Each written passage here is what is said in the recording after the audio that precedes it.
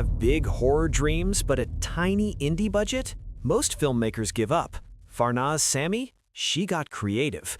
Working at Sony Pictures during the production of Underworld, Sami caught the werewolf bug.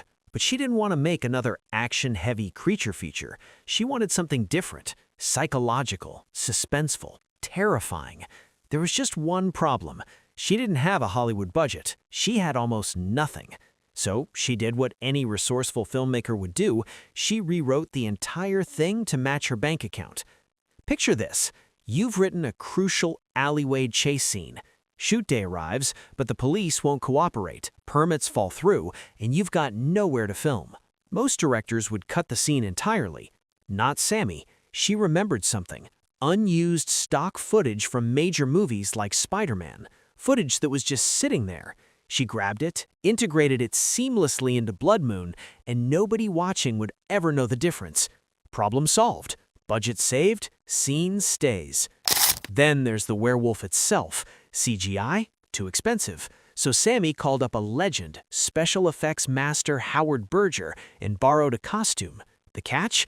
It only looked convincing for a few seconds at a time, so she filmed in microbursts, a claw here, a shadow there, just enough to sell the terror without revealing the seams. And the set? There wasn't one.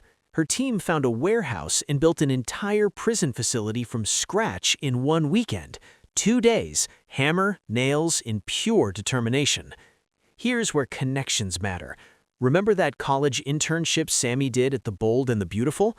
Years later, she called up soap star Brandon Beamer, and he said yes.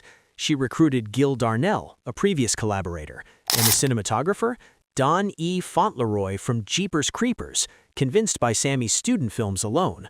No budget? No problem. Just relationships built over years. But Sami's most audacious move? Hellfire, a short film created entirely without shooting a single frame of original footage. When people told her it was impossible, she took it as a dare.